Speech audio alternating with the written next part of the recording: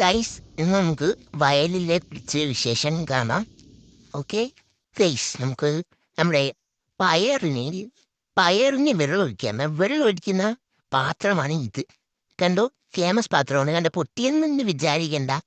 പൊട്ടിയ സാധനം കൊണ്ട് നമുക്ക് നല്ല ഉപയോഗങ്ങളുണ്ട്. കണ്ടോ, ഈ വെള്ളം വലിച്ചിങ്ങനെ എടുക്കണം. അപ്പോൾ വെള്ളം വരും. തെളിഞ്ഞ വെള്ളം കണ്ടു. സാധാരണ വയലിലും തെളിഞ്ഞെന്നല്ല, ഈ വെള്ളം നമുക്ക് പയറിലങ്ങ് ഒഴിച്ചു ഒടിക്കട്ടെ. ഒടിച്ചാലേ നമുക്ക് തന്നെ കിട്ടുന്നു, പുളിക്കട്ടെ. അപ്പോൾ നന്നായിട്ട് കുറച്ച് ഒഴിച്ചു കൊടുക്കാം. കുറച്ച് വാഴ തമനും കൂടെ ഒഴിച്ചു കൊടുക്കാം. വാഴപ്പഴമൊക്കെ തന്നെ. അയ്യോ, ഇപ്പത്തെ കാലം കൂടെ പോയേനെ. നിങ്ങൾ വലിച്ചു ഇങ്ങനെയുള്ളവർ കാണാം. കണ്ടിട്ടുണ്ട്, ഇങ്ങനെയുള്ളവർ കാണാം. ഇങ്ങനെയുള്ള എടുത്താൽ എന്തൊരു പ്രയോജനമുണ്ട്? കുറച്ച് വെള്ളം പെട്ടെന്ന് വരും. നമ്മൾ വെള്ളം എടുക്കുന്ന രീതി ബക്കറ്റൊക്കെ പൊട്ടിയാൽ അതൊന്നും മൈൻഡ് ചെയ്യണ്ട. പൊട്ടിയ ബക്കറ്റ് നമുക്ക് ഉപയോഗമുണ്ട്, അത് മതി. അല്ല പൂക്കൊന്ന് ഉപ്പുണ്ട്. കുറച്ച് നേരം കഴിയുമ്പോൾ പയറൊക്കെ പിടിച്ചിരിക്കും.